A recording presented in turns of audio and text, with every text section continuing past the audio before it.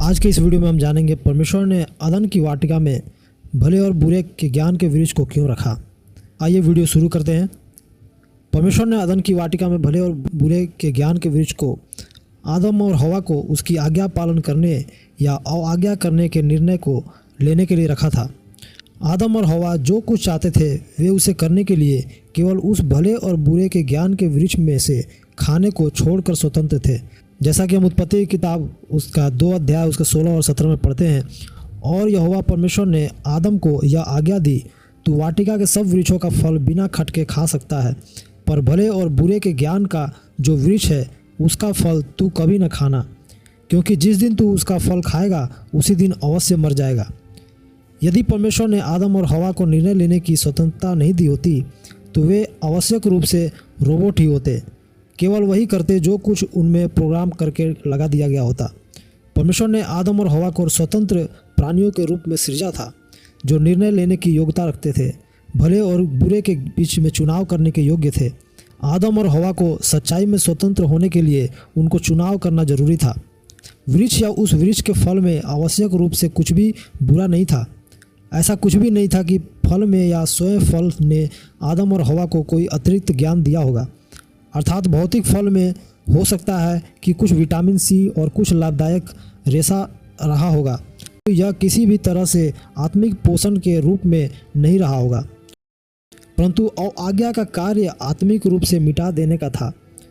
पाप ने आदम और हवा को आँखों को बुराई के लिए खोल दिया, क्योंकि पहली बार वे जान गए कि बुराई शर्म का एहसास था और वे स्वयं को परमेश्वर से छिपाना चाहते थे। परमेश्वर के प्रति उनकी अवज्ञा के पाप ने उनके जीवन और संसार में भ्रष्टता को लाया। फल को खाना परमेश्वर के विरुद्ध अवज्ञा का कार्य था, जिसने आदम और हवा को बुराई का ज्ञान और नंगेपन का ज्ञान दे दिया। जैसा कि हम उत्पत्ति की किताब उसका 3 अध्याय उसके 6 और 7 में पढ़ते हैं। सो जब स्त्री ने देखा कि उस वृक्ष का फल खाने में अच्छा और देखने में मनभाऊ और बुद्धि देने के लिए चाहने योग्य भी है, तब उसने उसमें से तोड़कर खाया और अपने पति को भी दिया, और उसने भी खाया। तब उन दोनों की आंखें खुल गई और उनको मालूम हुआ कि वे नंगे हैं। सो उन्होंने अंजीर के पत्ते जोड़ जोड़कर लंगोटे बना लिए। परमेश्वर नहीं चाहता था आदम और हवा पाप करे। परमेश्वर समय से पहले ही जानता था पाप का परिणाम क्या होगा।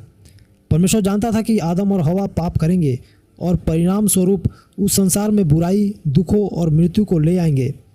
फिर क्यों परमेश्वर ने शैतान को आदम और हवा को उकसाने की अनुमति दी?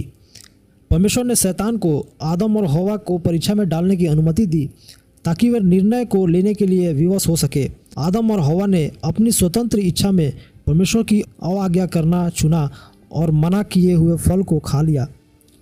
परिणाम यह हुआ कि बुराई, पाप, दुख, बीमारी और मृत्यु तब से चारों तरफ फैल गई। आदम और हवा के निर्णय के परिणाम स्वरूप प्रत्येक व्यक्ति पाप से स्वभाव, पाप करने की प्रवृत्ति के साथ उत्पन्न होता है। आदम और हवा का निर्णय ही था जिसके कारण यीशु मसीह को क्रूस के ऊपर मरना पड़ा और हमारे बदले में अपने लहू को बहाना पड़ा। मसीह में विश्वास करने के द्वारा हम पाप के परिणाम से स्वतंत्र हो सकते हैं और अंत में स्वयं पाप से स्वतंत्र हो सकते हैं। जैसा कि हम रोमियो अध्याय 3 का 23 में और 24 में पढ़ते हैं, इसीलिए कि सबने पाप किया है और परमेश्वर की महिमा से रहित है, परंतु उसके अनुग्रह से उस छुटकारे के द्वारा जो मसीह यीशु में है सेत में धर्मी ठहराए जाते हैं।